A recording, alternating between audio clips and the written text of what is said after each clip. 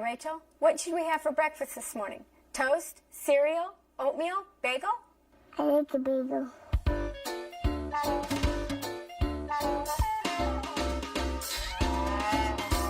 Would you like cream cheese or jelly? Jelly, please.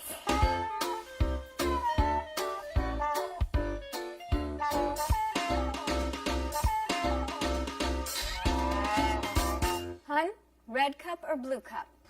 I like the red cup, please. Orange juice or apple juice? Orange juice. You know what, hun? I thought I told you to put on the other outfit. I thought this one would look better.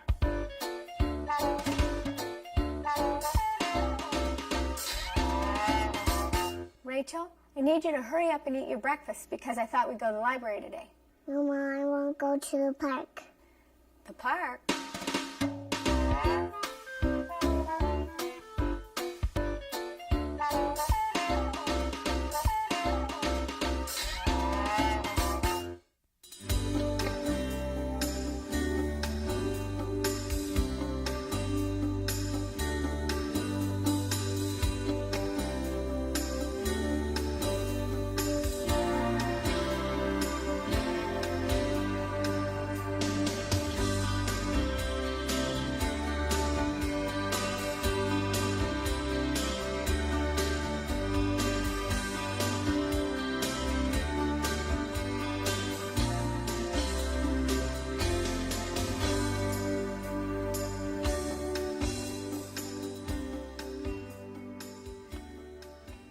And welcome back. Solomon teaches us in Proverbs 26:4 and 5 that we are not to answer a fool according to his folly, lest we become like him.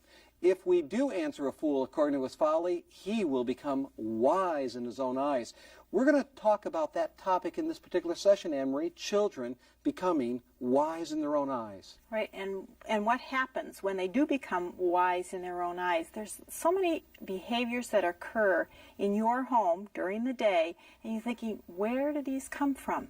Well, hopefully after tonight's lesson, you'll have a much better idea. That's right. In a few moments, our class is going to join us as they usually do, and then we're going to join you. So get ready, get your outlines out. We're going to start that first installment on Discipline Issues, Part 1.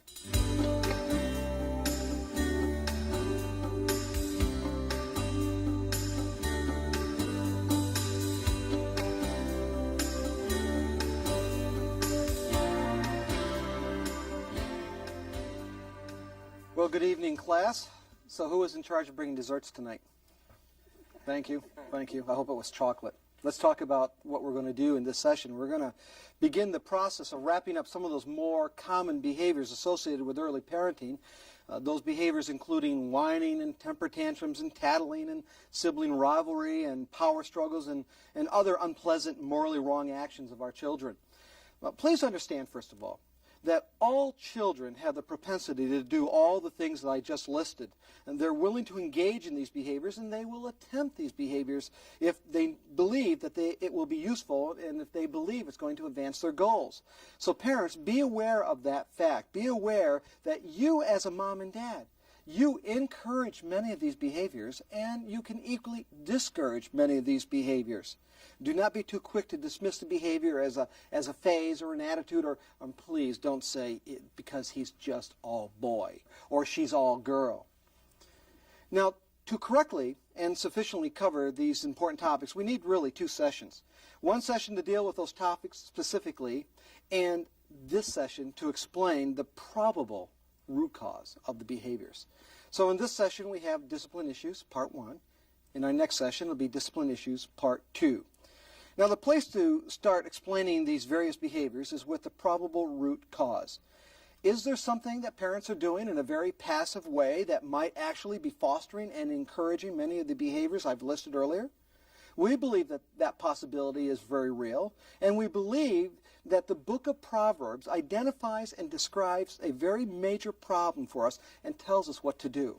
In Proverbs 26, verses 4 and 5, Solomon says this: "Do not answer a fool according to his folly, lest you be like him.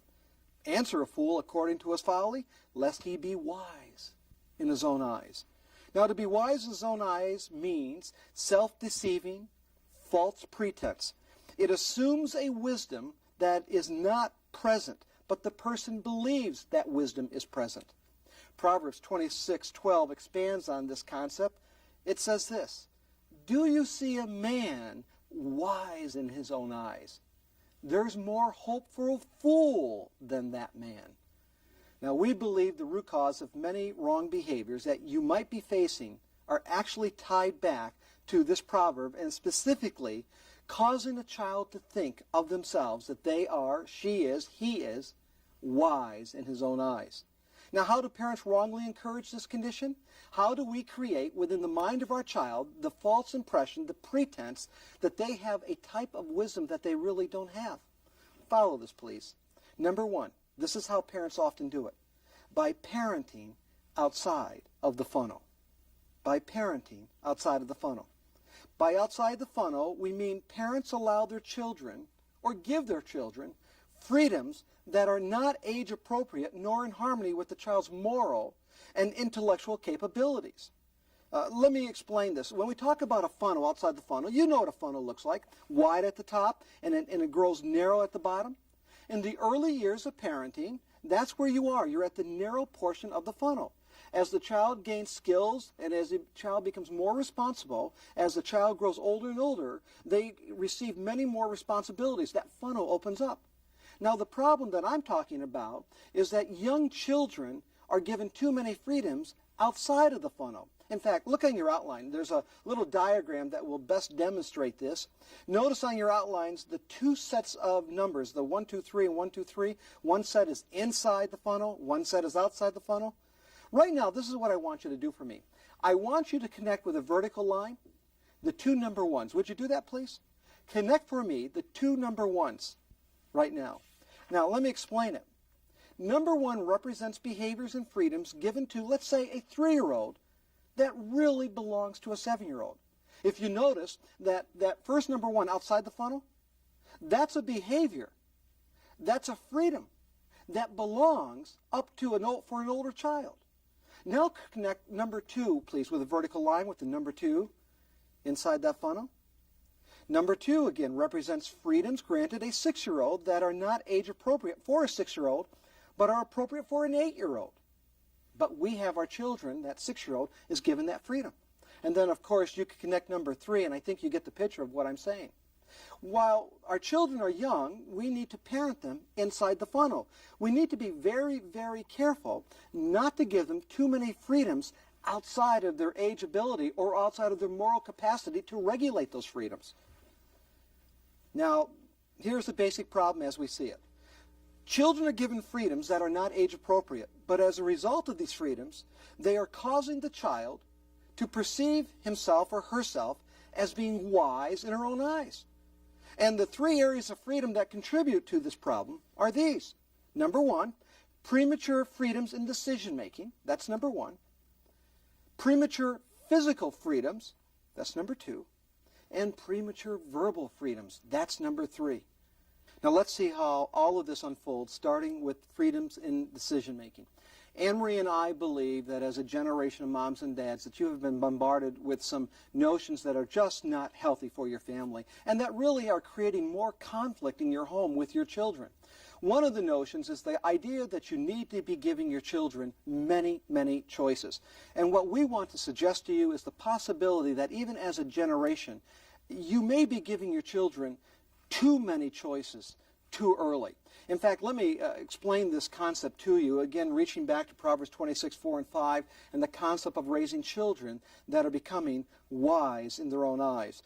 Let me start out with your own kitchen in the morning. Let's say that you offer, follow this now, you offer as a sacrificial, caring mom, your orange juice to your child in his red cup. But your child reminds you, but Mom, the red cup's not my cup, the blue cup's my cup. And so you say, oh, you know what, honey? That's right. I could put the orange juice in the blue cup. That's no problem. And so you start to pour the orange juice in the blue cup, but the child politely reminds you that, Mom, you said I could have grape juice. And so, you know what? I did say you could have grape juice. That's not a problem. I'll drink the orange juice. By now, Dad is coming through the kitchen, and the toast pops up. And so Dad butters the toast and cuts it in half and puts it on a plate and brings it over to your son. Your son says, Mom, Dad, I was going to have jam on my toast this morning. And so Mom said, you know what, that's not a big deal. I was going to have toast. I'll eat the toast with butter. We can make you some more toast.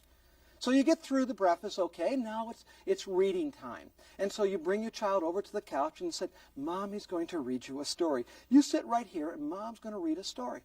Child says, Mom, I want to sit over here next to the pillows. Okay, honey, that'll be fine. Now, what book should we read? Well, let's see. Let's read this book right here. We haven't read this book in a long time. Mom, I want to read this book. Well, honey, we read that book yesterday, but it's my favorite. Okay, if it's your favorite, we could read that story again. So far, everything's going fine.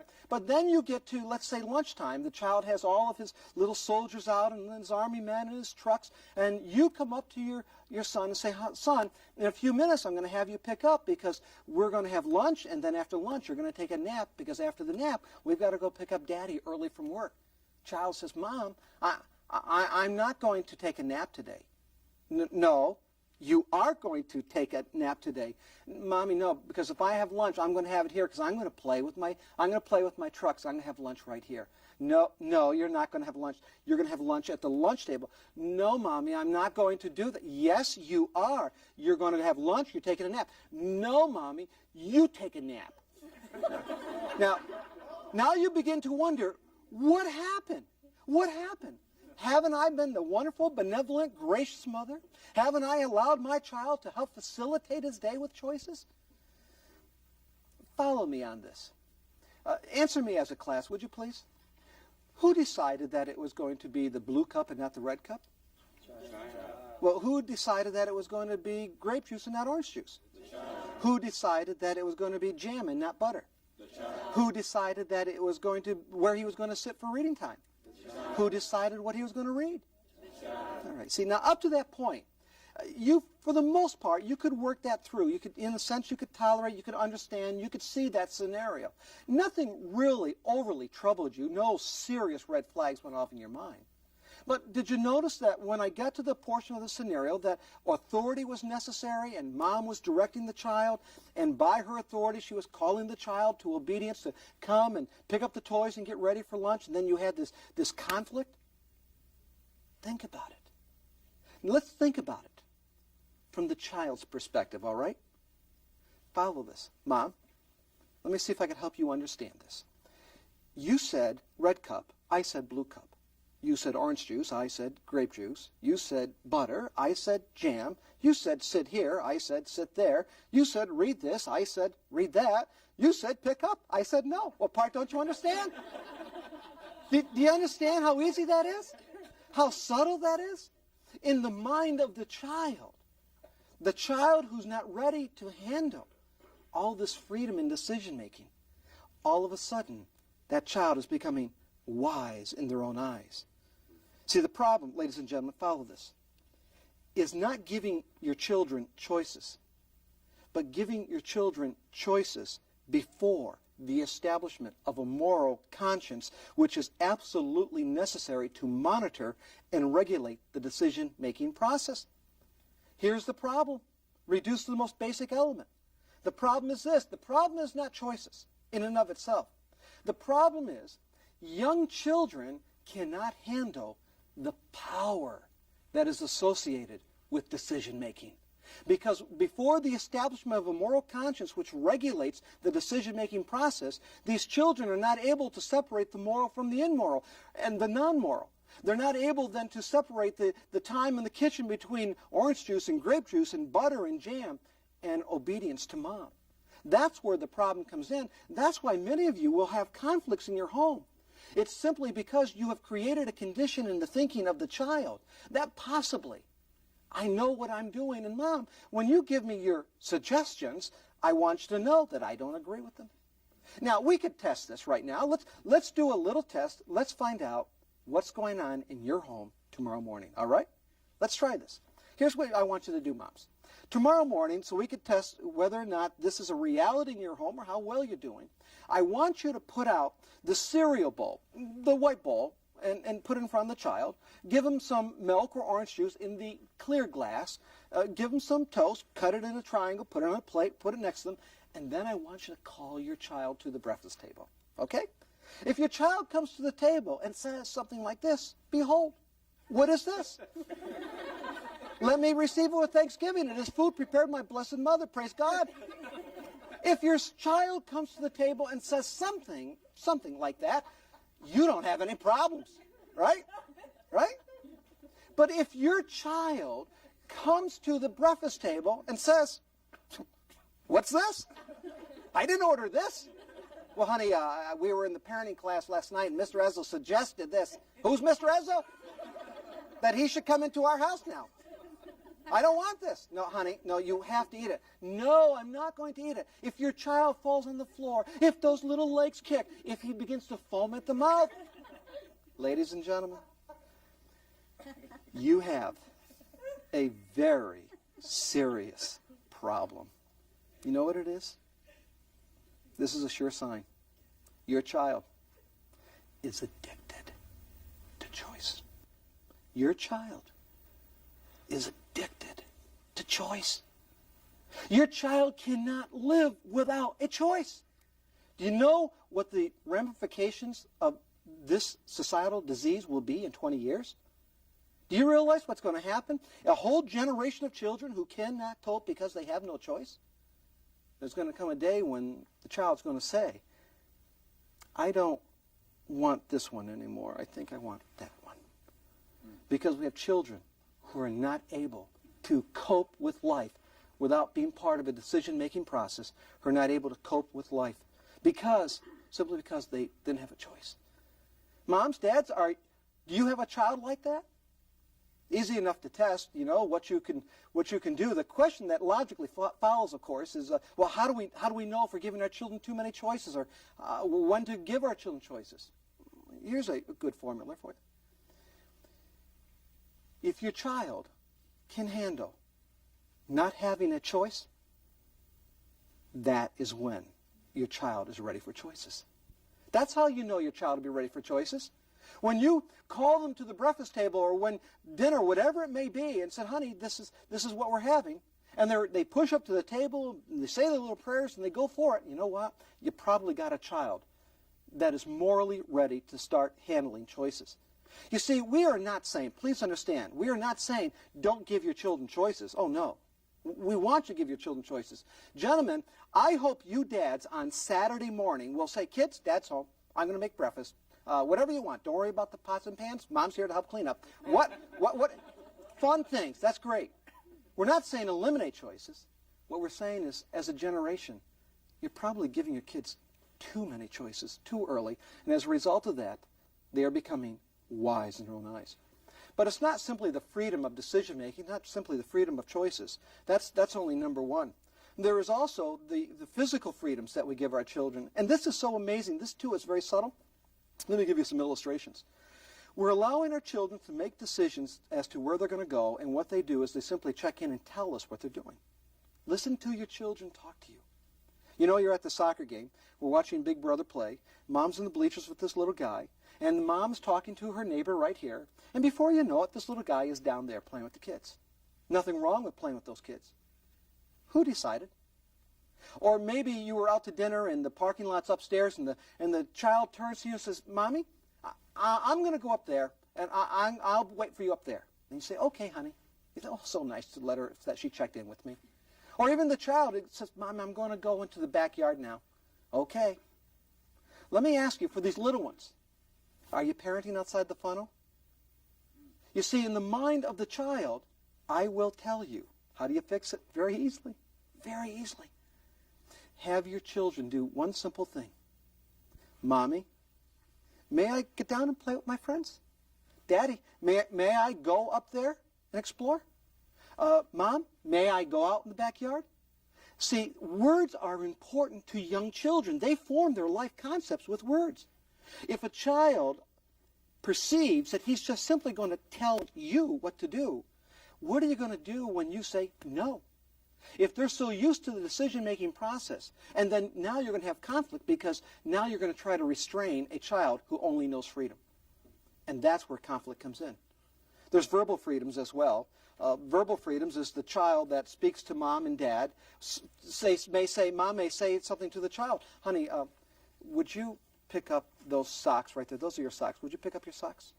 And the child turns completely accurate in what she says. But she says, well, Mom, Daddy doesn't pick up his socks. You know what? That may be absolutely true. Daddy doesn't pick up his socks. But listen to the tone. Even though the child may be accurate, may be right, the child's verbal freedom is violating the parent-child relationship. The child, through that verbal freedom, is elevating the child up to a status equal with mom, making this decision, and in the mind of that innocent child, they're becoming wise in their own eyes. There are other ways that this is going to happen.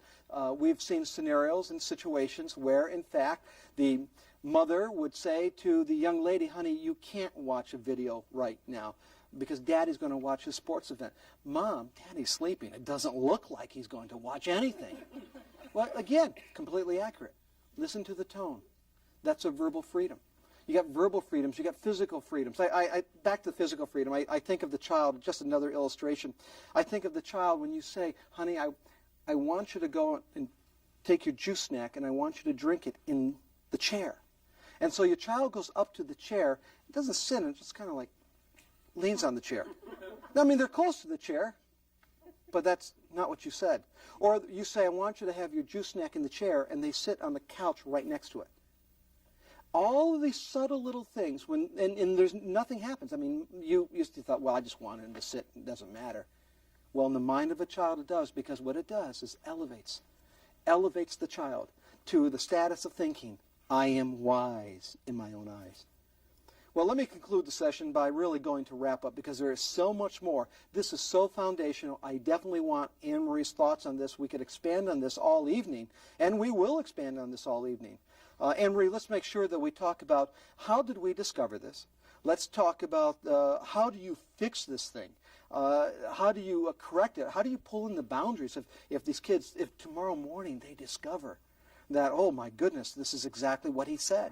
How do you fix it? There's so much more. So let's stop right here. Let's get Anne Marie up for the wrap-up, and we'll be right back.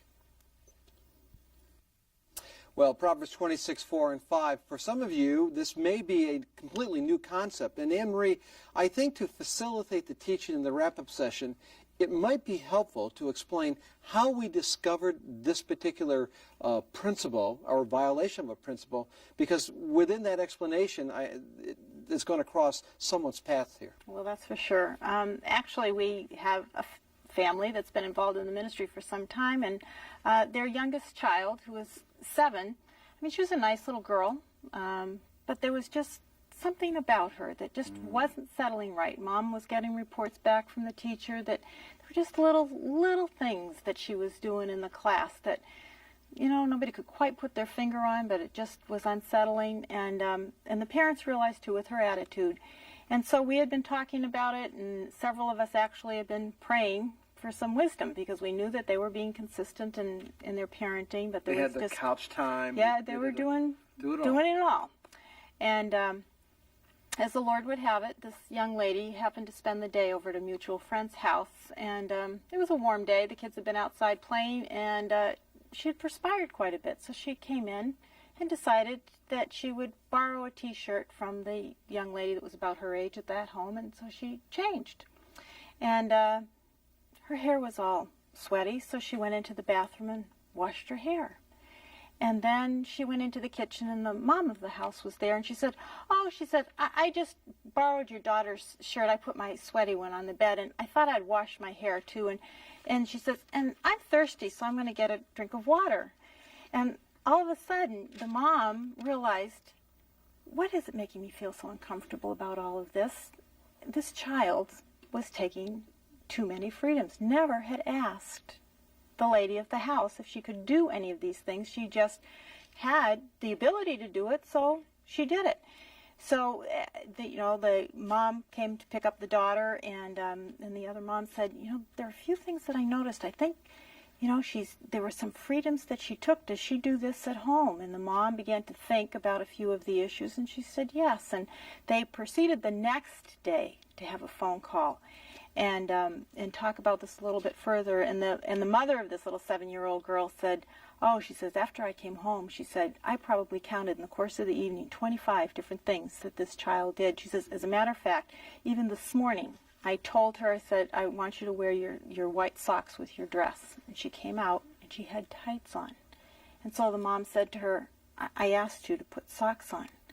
So she goes back into her room, and she put socks on over her tights.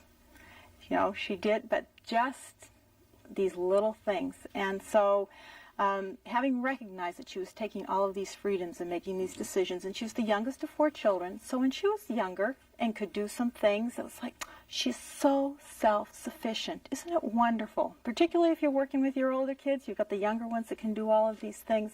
But over the course of the time, she was becoming wise in her own eyes. And so these parents had to bring the boundaries way in. She had to ask permission, because she was the little girl that would be on the bleachers, and then the next thing she knew, she was no longer sitting next to Mom.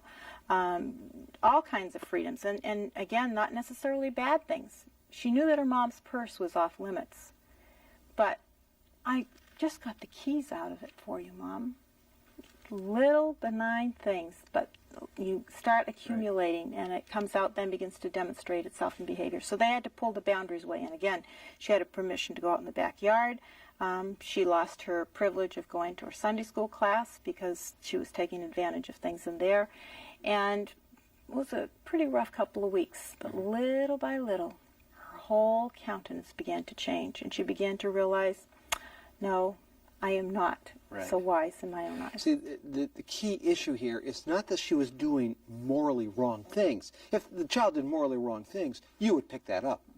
It was that in her little mind, since I'm able to choose, make all these decisions, I am wise in my own eyes. And that's what was getting her into trouble with her siblings, and also getting into conflict with Mom and Dad. So I wanted you to present that because I think it's important. I think you're going to have a very revealing week. Well, tomorrow morning, you're going to probably have a very revealing morning. As you begin to assess, again, it's not a matter of not giving your kids choices. Are you giving them too many choices, too many freedoms? Are you holding up the red dress and the blue dress and saying, honey, which one would you like? Because you really feel like, well, they have to make the choice. What would happen, moms, if you just said, well, honey, you have your, here's the blue dress, I want you to wear it. Would your child say, okay? Or would your child say, well, I don't want to wear that one? And would you be continually in a tug of war? Now, we're certainly not saying everything you offer your child, they're going to say, oh, Mom, since you made that decision, let me receive it with Thanksgiving. That's not what we're saying. What we're saying is, are you more characterized by conflict where your child needs to have that choice? And the other thing we all have to assess, dads and moms, are we giving choices because we're afraid of conflict? Because if I don't, I just don't want to put up with it. That is not biblical parenting. We're not helping the child by trying to avoid conflict. We teach conflict resolution, not conflict avoidance. Anything more than that? I just want to add one thing before we go to your questions, because I'm sure you have them. Just another way that children can become wise in their own eyes, maybe through physical freedoms. And these are questions that you just have to ask yourself. Who plans their time, especially for your preschoolers, between breakfast and lunch? If you have no scheduled activities for them and they are planning those 3 to 4 hours that occur between breakfast and lunch, they are becoming very wise in their own eyes. Exactly. So let's go to your questions and let's try to fine-tune some of this teaching. Who would like to start us off? Kathy, Janine, Leslie, you have the mic. Okay, let's go, Janine. Okay, my question is in regards to the funnel. And we have a daughter who's almost 6, and we do struggle with her desiring to take too many freedoms. And my tendency when I notice that things are out of control is to pull back really, really tight. So my question is, when I do that, am I exasperating her? Should I pull those boundaries into what more is age appropriate, or is it right to pull them in beyond what is age? For instance, I took away her privilege of picking out anything. Breakfast, lunch, dinner, clothes, everything. And there was a time frame on it, and then they came back one at a time. Am I exasperating her by pulling them back too far? Well, actually, the exasperation is not because you pulled her back too far, pulled the boundaries in. the exasperation is actually due to the fact that she shouldn't have been out there in the first place. Because developmentally, you always want to go from restraint to freedom. When you're parenting outside the funnel, you're going from freedom back to restraint. And yes, the child will be exasperated, but not because you're doing what is right. It's because over here, she was just outside the funnel. Now, will there be times of frustration? Yes. And will it be necessary frustration? In this case, yes it is, because we need to start you over again. And you did the right thing by reintroducing these responsibilities and some of these freedoms as she demonstrates responsible behavior. What else on that? I was going to say, and that's the beauty of a child that is nearly 6, because you can explain that up front. You know, you can also let her know, you're not being wise with these privileges and you're taking too many freedoms, so we need to pull back, but you can earn them back, so you can explain that to them. Okay. Okay. Let's go on. Yes, Gina? I have a question about picky eaters. What is your opinion on children who slowly but surely turn you into a waitress and can slyly kind of fit in things that, oh, I don't like that, and the parents that are saying, well, I was a picky eater, I think they probably, can be a picky You eater. mean the grandparents? Yeah, and other friends. How does this tie into freedoms? Well, one thing is, and we could give you the norm, but not the exceptions, and you have to decide if you guys are going to fall into the norm category. Most mealtime behavior problems are not problems that originate at mealtime. They are problems that originate during the day, something that hasn't been taken care of during the day, but it seems that they all show up at mealtime. So that's one thing you want to consider. The way it would tie in, Gina, is the fact that there may be freedoms, verbal freedoms during the day that may be getting by. And so now she's at mealtime and says, well, Mom, I really don't care for the beans that you're serving. And she may say it very, very nicely. But the idea that she's going to express, I don't care for this, I don't care for that, that really may be tied to something during the day.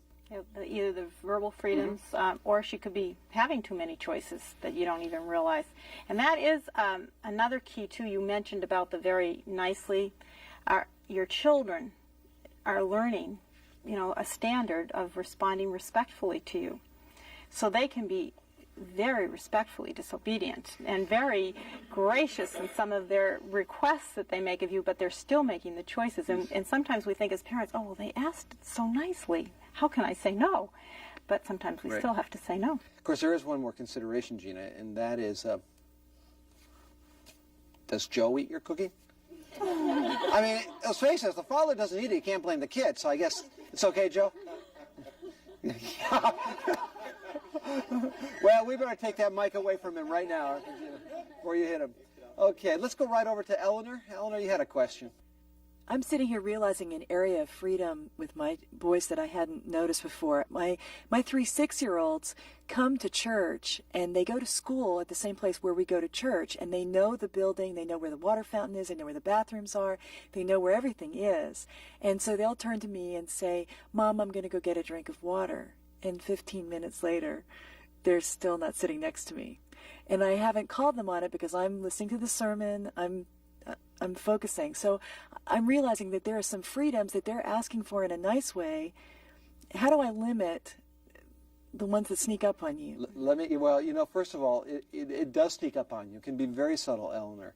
And the way you guys have to deal with this is, first of all, get, Mom, may I go get a drink? That is so key. That may I is a signal in their own thinking that I'm submitting to someone in authority over me, in a love relationship over me, and that's Mom and Dad. So if they just tell you, see, that's the subtlety of it.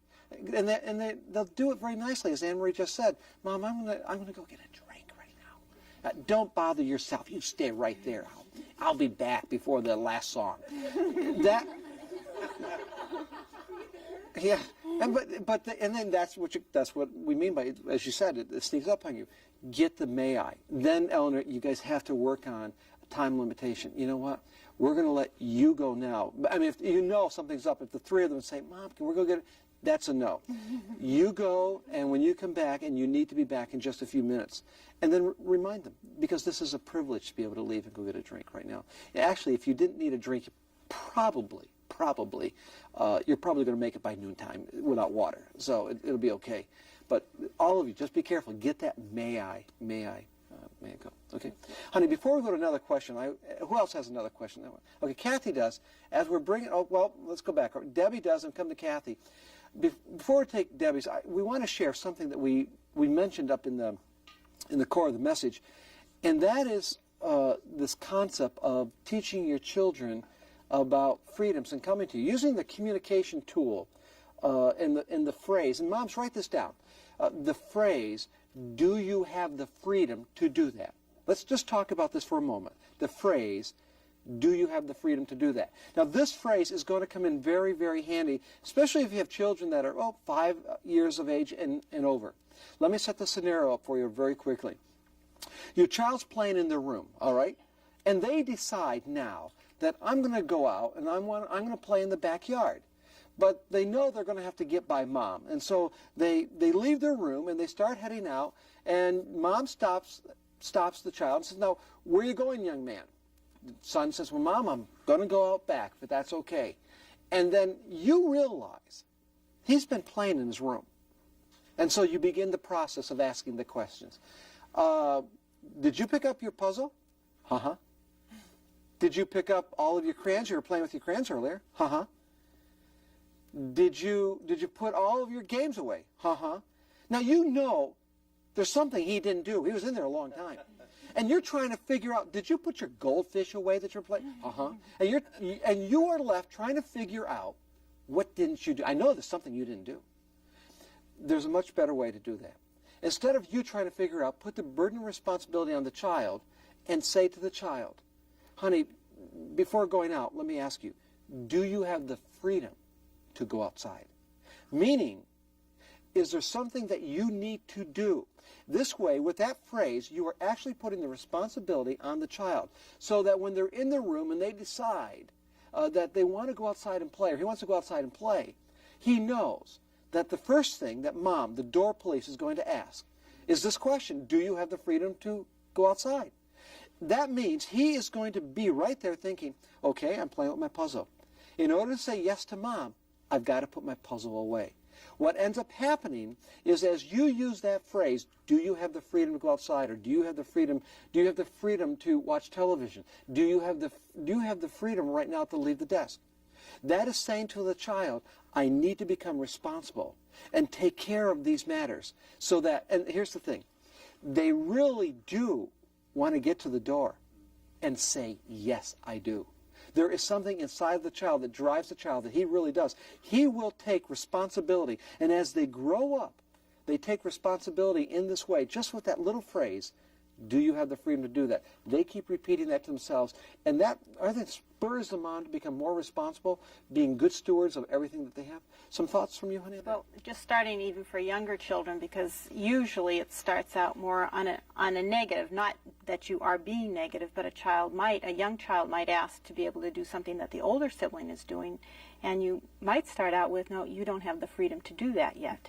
So as they mature, you're going to turn that around. So the whole concept of that understanding of freedom in a proper way, not that they are taking freedoms, but they are gradually growing and maturing and being able to. So that is one sense of freedom that you want to start working on, and asking the question, do you have the freedom to do that? You're going to find that to be a great little tool. Okay, let's go to Debbie. My question piggybacks off of Eleanor's. We have a 2-year-old son who has limited language skills and does not have the vocabulary to say, may I do this or that. He just says, Matthew, want juice, Matthew, want to go outside, Matthew, want puzzle. And I'm wondering if I'm allowing him too much freedom by getting those things at that time. Should I say no at times just to begin teaching him that he's not always the one in control? Well, first of all, if he has a limited vocabulary, in our next session we are going to teach you a tool that will help him. And I'm going to wait till our next session, but it's going to deal with how to help a child who has the cognitive ability to communicate but does not yet have the verbal skill. There is going to be something that you need to do. At least a type of please has to come to you, because the please is at least a signal that he understands that you're not here for his demands.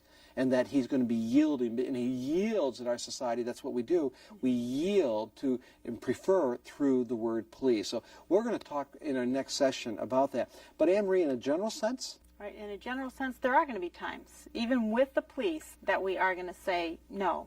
And it's not just to say no to the child, but especially in these developmental stages, so that they realize they are not making all of the final decisions. Right. And I'd just like to just mention something briefly about this whole aspect of yielding and why it is so important, especially in these young ages, because obviously we want our children to reach a point where they're going to yield to the Lord, and if they don't learn to yield to us as their authority and as their parents, they're going to have a very difficult time in yielding. Okay. Let's take one more question for this session, and it's going to be way over here to Kathy. So, Kathy. This is a wonderful lesson, and I realize we have way too many freedoms for those younger children in our household. There's two questions I have, and one deals with the verbal freedom for a 5-year-old. Recently, we had her tested for kindergarten readiness, and her personality is very vibrant and very expressive. How does this play? There are times during this test that we thought, hey, that's a verbal freedom, and somebody turned and said, you know what, that's part of her personality. What do you think about that? It could be both.